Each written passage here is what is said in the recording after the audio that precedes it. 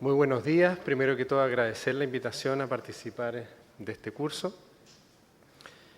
Yo, sin tener mucho conocimiento teórico como tiene Dulia, y no sé si podemos apagar las luces de adelante, estuve reflexionando y pensé que nos equivocamos todos los días, y yo personalmente me equivoco todos los días, y con la teoría que nos dio Dulia me queda más claro. Y lo que es peor, que uno se equivoca en lo que más sabe, y es lo que más duele, digamos. Yo me equivoco mucho en músculo esquelético, que es lo que más domino.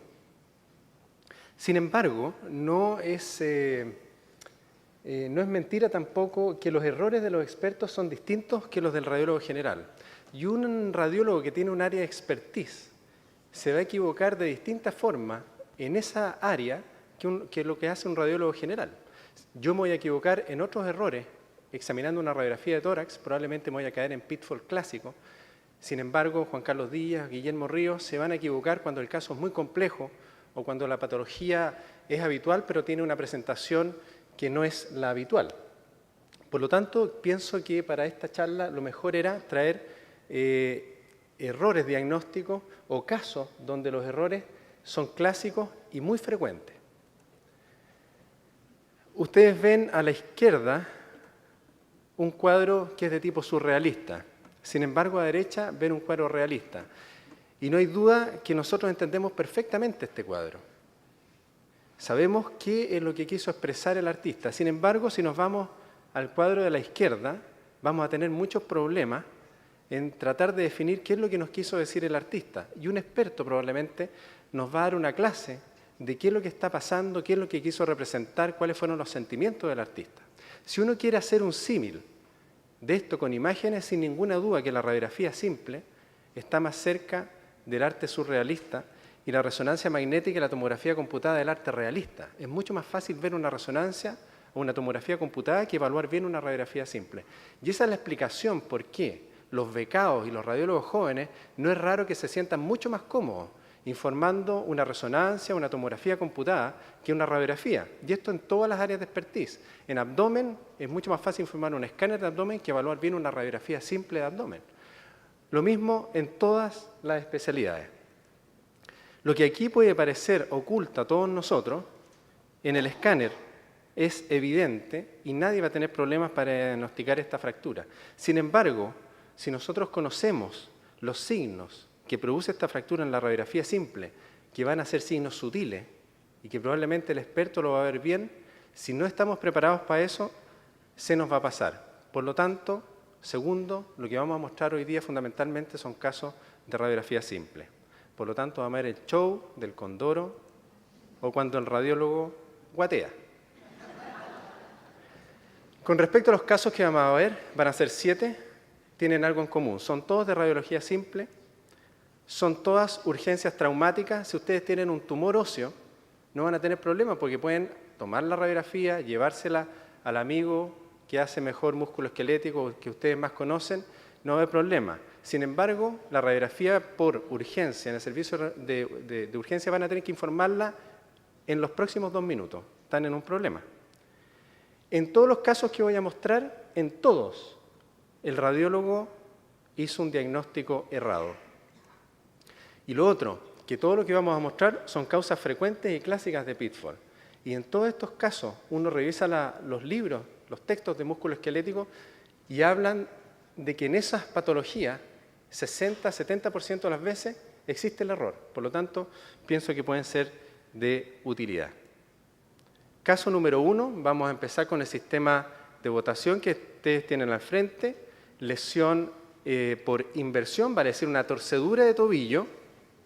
Ustedes ven las radiografías frontal, oblicua, lateral.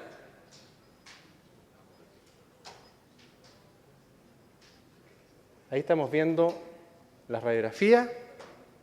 Las preguntas son, ¿cuál es la lesión traumática? Y vamos a volver a esta radiografía, donde abajo ustedes tienen las alternativas. A, fractura de calcáneo. B, lesión osteocondral del astrágalo. C, fractura no desplazada del peroné. Fractura posterior del astrágalo. D, y E, periostitis postraumática de la tibia. Por favor, pueden empezar a votar.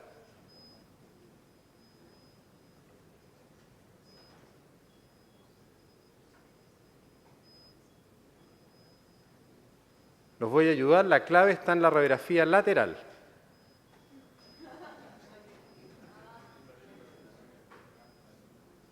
Cuando tengamos los resultados los podemos proyectar.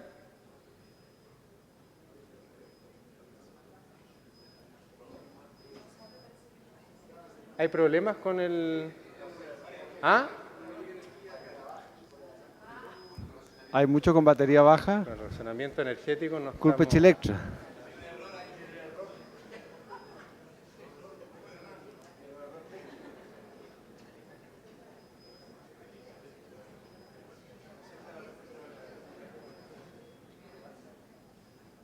Ahí sí.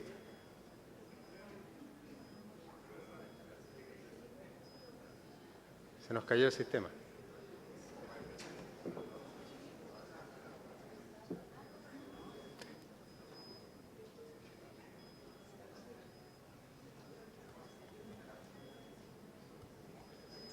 Que levanten la mano quienes...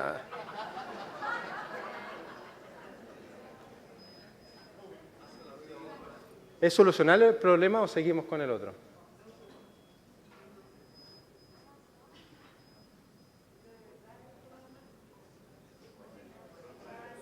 Ya. ¿Avanzamos?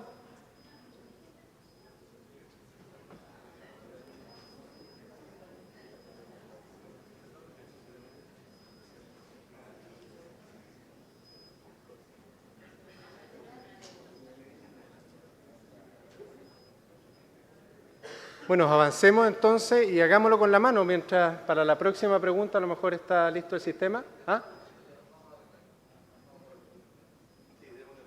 Ya. ¿Quién piensa que hay una fractura de calcáneo? Bueno, ¿quién piensa que hay una lesión osteocondral del astrágalo? ¿Quién piensa que hay fractura no desplazada de peroné? Hay gente que no... Fractura posterior del astrágalo, harta gente. Periostitis postraumática, no mucha gente. Bueno, la respuesta correcta es fractura del calcáneo. Y ustedes tuvieron la suficiente cantidad de tiempo para darse cuenta que existe un fragmento óseo de la apófisis anterior del calcáneo. ¿Y cuál es el responsable de esta pequeña fractura por arrancamiento? Son estos ligamentos que ustedes ven ahí, que se llama el ligamento bifurcado, que es un ligamento que en su base se inserta en la apófisis anterior del calcáneo y tiene dos patitas, una que se inserta en el navicular y otra en el cuboides. Ustedes tienen aquí ejemplos en tomografía computada de esta lesión y aquí también una lesión crónica que nunca fusionó y que quedó como una pseudoartrosis. Y esto es un error bastante frecuente y que muchas veces pasa desapercibido para el radiólogo y también para el traumatólogo y se considera que fue un esguince, porque el mecanismo para que se produzca esta lesión es el mismo mecanismo que produce los esguinces de la cara lateral del tobillo, es el mismo mecanismo que produce las fracturas de peroné y es el mismo mecanismo que también produce otras lesiones que son difíciles de ver en la radiografía del tobillo traumático, como son las lesiones osteocondrales traumáticas. El mismo evento de inversión puede provocar que el ángulo lateral del astrágalo se enganche en el peroné y provoque esta lesión osteocondral. Y cuando esta lesión osteocondral es sutil, es pequeña, y ustedes no cuentan con una radiografía oblicua adecuada, se nos va a pasar estas pequeñas lesiones. Aquí ustedes tienen lo clásico, un fragmento óseo separado del fragmento normal por una interfase radiolúcida, o también pueden verse como imágenes solamente hipodensas, o más bien dicho, radiolúcidas. Y yo tengo una experiencia con un caso que se me pasó una de estas pequeñas radiografías hace varios años atrás, y con la sutileza que caracteriza a los traumatólogos, esa sutileza y delicadeza, en vez de llamarme por teléfono del servicio de urgencia, mandó al auxiliar en la clínica alemana, al auxiliar de urgencia, y me acuerdo perfectamente que entró a la sala de informe, había mucha gente, incluso estaba el doctor Boch, y los jefes como que tienen esa capacidad, y el doctor Boch la tiene súper desarrollada, de aparecer en el momento preciso. O sea, uno puede estar trabajando 6 horas diarias, pero se decide a echar la talla con el neuroradiólogo al lado y aparece el jefe. Estaba hasta el jefe, bueno, el auxiliar, en voz alta para que escucharan todo, dijo: el doctor fulanito de tal dice que cambie el informe porque se le pasó una radiografía de calcáneo. Y yo entre mi obnubilación por el bochorno, como que le vi una sonrisa socarrona también al auxiliar. 6 meses después vino esa sensación agradable, dulce de la venganza. Porque recibí un paciente, hago turnos yo en Rayo los lunes en la tarde, que coincide con el turno que hace el mismo traumatólogo abajo en urgencia. Me llega una radiografía de tobillo y veo en la esquina de la radiografía una fractura de la base del quinto metatarsiano. Entonces ubico al auxiliar más puntúa que hay en Rayo, la involucro en mi mecanismo perverso y la mando con la radiografía, con la orden, la mando de vuelta. Ella entra al box donde estaba el doctor atendiendo a otro paciente y le dice en voz alta, dice el doctor que cambie la orden por una radiografía de pie porque la fractura no está donde él piensa. De ahí en adelante nos tendemos a comunicar por teléfono sin agresiones mutuas. Entonces, concepto para llevar a casa en un tobillo, especialmente cuando es traumático: nunca olvidarse de fijar la vista en los ángulos lateral y medial del astrágalo y también en la apófisis anterior del calcáneo. Caso número 2. Tomografía computada. ¿No tenemos todavía el sistema? El moderador. ¿Todos? Está apagado, dicen. ¿Ahora sí? ¿Ahora sí? Ya, entonces ahora vamos a probar el sistema. Caso número 2. Lesión traumática del pie, cortes a distintos niveles, quinto metatarsiano, cuarto, primero, segundo. ¿Cuáles son las preguntas? ¿Cuál es la lesión que usted ve? A, luxofractura del isfranc. B, fractura de cuboides. C, fractura de varios metatarsianos. D, fractura de calcáneo. Como para rellenar, sin lesión ósea traumática. ¿Se puede votar ahora? Está apagado todo. Tienen que encenderlo ahora. Donde dice on. Dice que no prende. ¿Ahora? Ahora sí. Ya, pueden votar. A, B, C, D, E.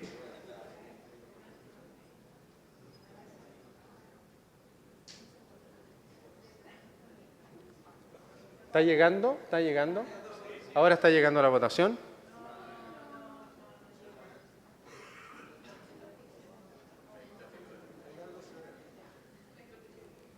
Ahí estamos llegando. Se va a completar. Todos dijeron que veían varias fracturas de metatarsia. ¿Quién fue el que dijo que no había lesión ósea traumática?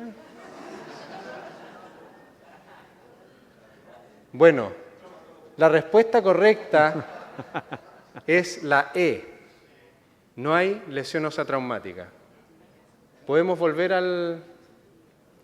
¿Qué es lo que pasa acá? Si ustedes se fijan, esta fractura es rara. ¿Por qué? Porque también se fracturó la piel. Vean ustedes la fractura de la piel. ¿Dónde está la clave? En alguna otra proyección. Vean ustedes. Esto es un artefacto. El paciente, al momento del examen, se debe haber movido 1 milímetro en la adquisición y después las reconstrucciones quedaron con lindas fracturas de los metatarsianos. Y esto salió informado como fractura de los metatarsianos por un experto. Todavía está tomando antidepresivos. Hace 4 o 5 semanas atrás, el fellow que tenemos en cuerpo tenía reportado, sin validar para que sea revisado, este otro caso donde había informado fracturas de todos los metatarsianos que ustedes ven aquí, pero también había fractura de la piel. Y el error fundamental del fellow fue que no revisó la radiografía. Esa es la radiografía simple de la paciente. Imposible que se haya fracturado entre urgencia y escáner. Por lo tanto, ojo. Y aquí estamos en el pie, y aquí sí que yo quiero recordar una cosa que se pasa en un 80% según los textos de radiología, que es la lesión o luxofractura de Lisfranc. Aquí ustedes ven que existe un mal alineamiento entre las bases del segundo metatarsiano y la segunda cuña, y existe un aumento del espacio entre el segundo metatarsiano y la primera cuña. Y esos son signos sutiles que en un esguince del medio pie nos deben hacer sospechar lesión de Lisfranc. Ustedes tienen una radiografía normal y el alineamiento en la placa frontal entre el segundo metatarsiano y la segunda cuña es directa. Y en la placa oblicua, el alineamiento entre el tercer metatarsiano y la tercera cuña también debe ser estricta, así como el del cuarto metatarsiano y el hueso cuboide. Y ustedes comparan el alineamiento normal en la radiografía de un paciente sin lesión y en la radiografía del paciente con la lesión de Lisfranc. Lo que ocurre es lesión de ligamentos que muchas veces se asocian a fracturas que pueden ser fracturas importantes o pequeños arrancamientos, y se produce un desplazamiento lateral fundamentalmente de todos los metatarsianos, pero en general el que es más evidente es del segundo, y por lo tanto nos permite hacer este diagnóstico. Algunas veces este es el ligamento de Lisfranc que va entre la primera cuña y el segundo metatarsiano, y muchas veces no se rompe el ligamento, sino que queda con un pequeño fragmento óseo que algunas veces es la clave en la radiografía o en este caso en el escáner para definir que existe una lesión del compartimiento tarso-metatarsiano, también conocido como de Lisfranc. Concepto para llevar a casa: en el esguince del medio pie, evaluar siempre el alineamiento tarso-metatarsiano. Punto súper importante: si el paciente se puede poner de pie, tomen la radiografía de pie, porque muchas veces va a ser la única posición con carga donde van a hacer evidente la subluxación lateral de los metatarsianos. Nosotros estamos tomando prácticamente todos los pacientes, obviamente los que se pueden, de pie, no por orden del traumatólogo, sino que nosotros lo hacemos de mutuo propio en radiografía, en el servicio. Este error diagnóstico es gentileza de un radiólogo amigo que, para proteger su identidad, vamos a conocer como X. X estudió medicina en provincia, se trasladó a Santiago para hacer su beca de radiología. X termina radiología, junta sus primeros pesos como radiólogo y decide cumplir un sueño: irse a Brasil, a Río de Janeiro. En Río de Janeiro, aparte de pasarlo muy bien, conoce una garota,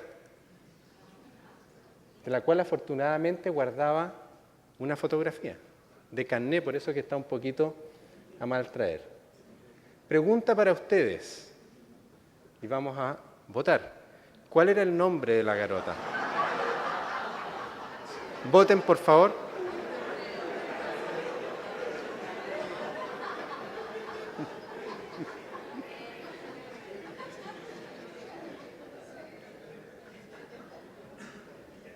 Veamos. Va a ser el único caso donde todos vamos a acertar.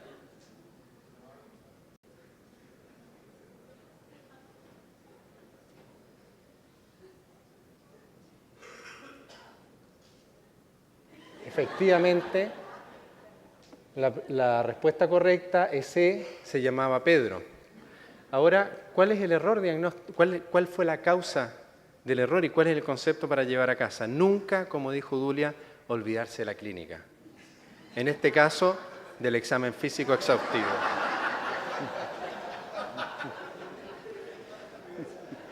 Caso número 4, hombro que llega a servicio de urgencia con dolor de hombro. Preguntas. ¿Cuál es su diagnóstico? Ahí las tenemos. A, fractura de troquín. B, necrosis avascular de la cabeza humeral. C, luxación de hombro. D, fractura de troquíter. E, artrosis glenohumeral. ¿Votamos?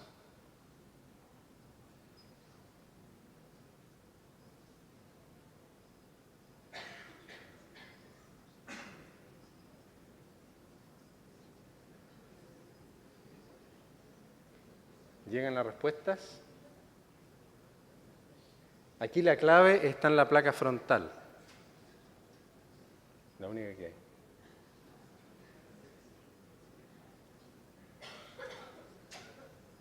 Vamos a ver. Ahí estamos. C, la mayoría dijo que había luxación de hombro. B, necrosis avascular de cabeza humeral. La respuesta correcta es la C, luxación de hombro. Cuando ustedes tienen una luxación de hombro anterior, como suceder en el 95% de las luxaciones, nunca van a tener problemas en diagnosticarla, porque el húmero, aparte de irse hacia adelante, siempre se va hacia inferior, o la mayoría de las veces. Por lo tanto, la radiografía frontal en las luxaciones anteriores de hombro siempre va a ser muy evidente.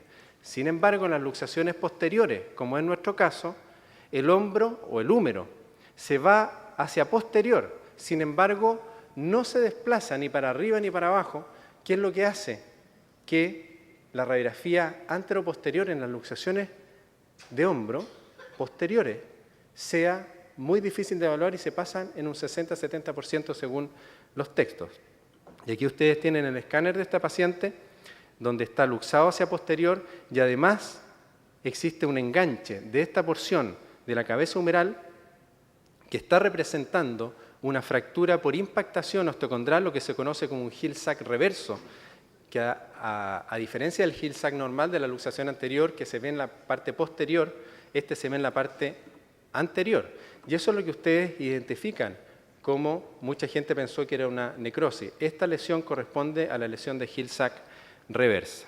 Por lo tanto, cuando tenemos una radiografía anteroposterior de hombro y estamos sospechando luxación, los signos fundamentales son, para mi modo de ver, dos. Uno, siempre la cabeza humeral queda fija en rotación interna.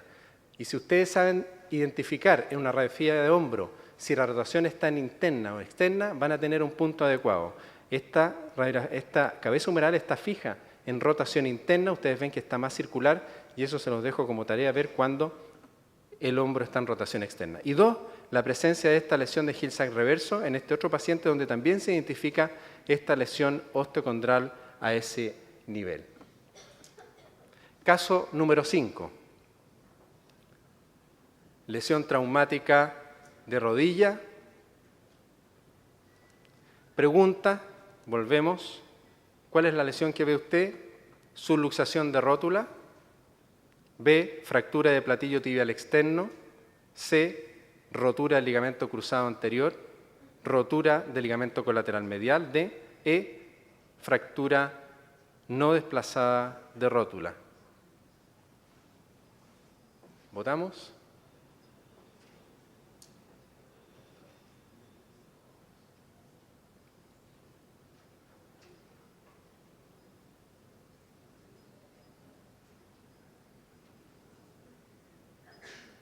Veamos si llegan las...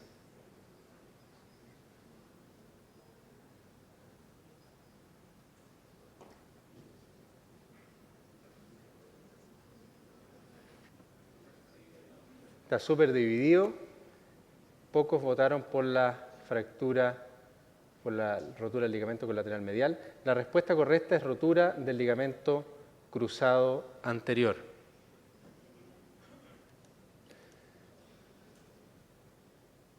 Me pasé una. Ahí estamos. Ustedes ven que esta es la resonancia de este paciente con rotura de espesor total del ligamento cruzado anterior y el signo es eso. Esa hendidura más profunda que tiene el cóndilo femoral externo nos hace plantear la posibilidad de que este paciente con alta certeza, con la radiografía simple, tiene una rotura del ligamento cruzado anterior. Y si ustedes son capaces de diagnosticar una rotura del cruzado anterior en una radiografía simple, ustedes pasarán de la condición de simples radiólogos a superhéroes.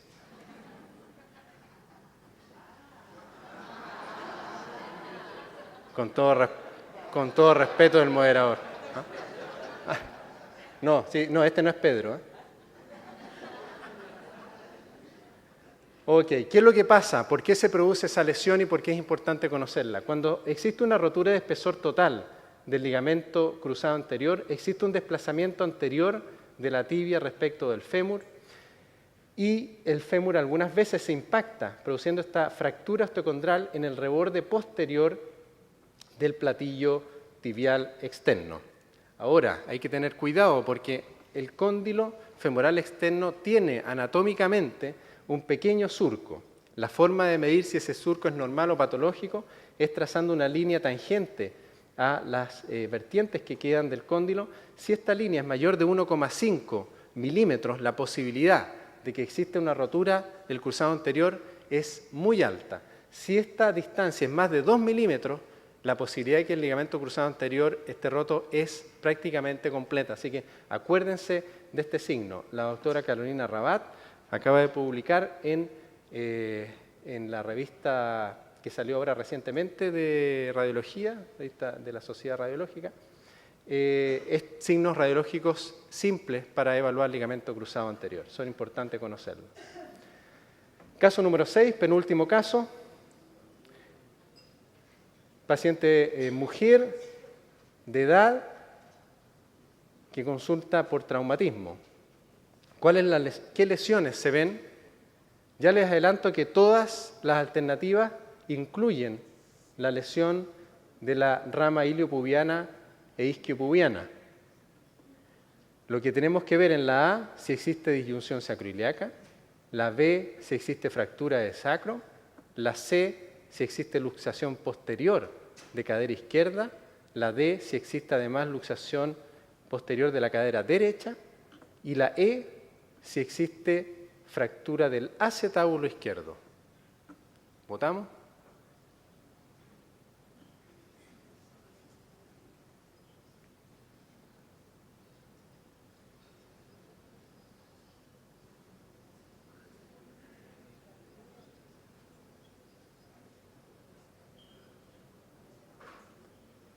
Se ve la lesión, ¿eh?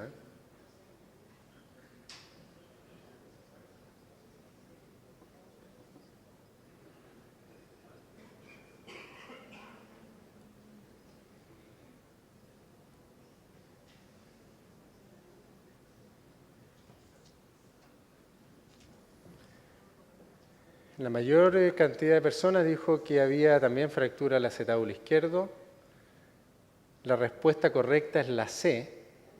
Perdón, es la B. Existe además una fractura de sacro. Y esta es una lesión que se pasa en el 80% de los casos. ¿Por qué? Fundamentalmente por no conocer un signo que si uno lo va a buscar aparece. Vamos a ampliar esta zona y ustedes ven que estas imágenes, estas líneas son las líneas arcuatas que no son otras cosas que los contornos óseos de los forámenes sacros. Y ustedes en el lado derecho lo ven sin interrupción. Sin embargo, en el lado izquierdo existe un resalte importante aquí que se veía en la radiografía de pelvis. Las fracturas de sacro son súper difíciles de ver. ¿Por qué? Porque tenemos interpuesto meteorismo del colon, meteorismo muchas veces de la asa intestino delgado. Y en este paciente, donde existe fractura de rama isquiopubiana, fractura de rama iliopubiana, esa zona de esclerosis está representando una fractura que no es reciente, ¿no es cierto?, pero que tiene una fractura de sacro. ¿Cuál es el concepto para llevarse a casa acá?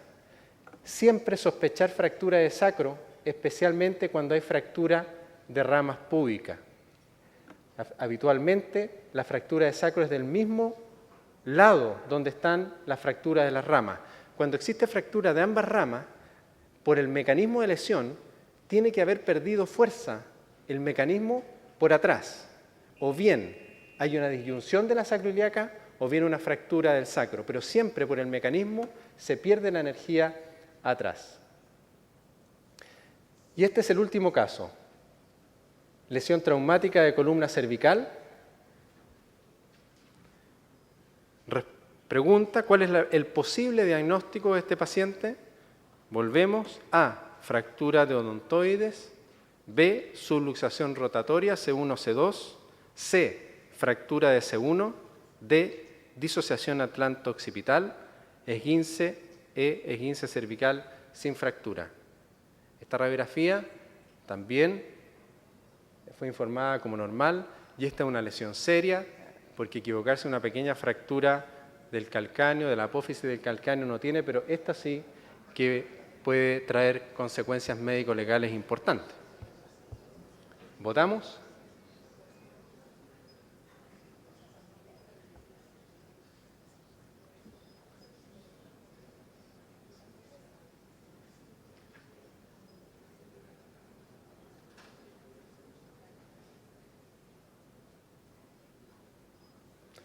Bastante dividida la cosa, pero la mayoría dijo que con probabilidad había una fractura de C1 y esa es la respuesta correcta.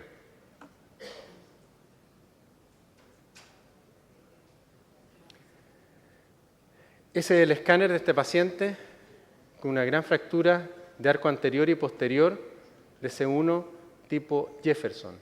Y la clave está en la proyección transoral. Ustedes tienen aquí una proyección, no se ve muy bien, pero una proyección transoral normal. Hay que fijarse, bueno, obviamente si hay fractura odontoide, fijarse en la distancia entre el odontoide y las masas laterales de C1, y eso hay que tener cuidado porque si la radiografía está con un poquito de rotación por defecto de la proyección, la vamos a ver asimétrica, pero lo que es muy importante es ver que la faceta de C1 y C2 deben ser congruentes. La faceta de C1 no debe sobrepasar la faceta articular de C2. Y si ustedes se fijan aquí, está sobrepasando la faceta de C1 por los dos lados, la faceta articular de C2. Entonces, como decíamos, hay que fijarse en la transoral, si hay fractura no odontoide, fijarse si la distancia es correcta, y lo otro es fijarse en el alineamiento a ese nivel de las facetas articulares, que en este tipo de fracturas se ve una especie de offset. La subluxación rotatoria C1, C2 podría dar imágenes parecidas. Habitualmente se ven niños que se presentan con tortícolis y el diagnóstico es bastante difícil solo con radiografía, sino que se prefiere hacer tomografía computada. En resumen, hemos visto varios casos que son clásicos, pitfall clásicos, y espero que nos sirvan en nuestra práctica diaria. Muchas gracias por la atención que me han puesto.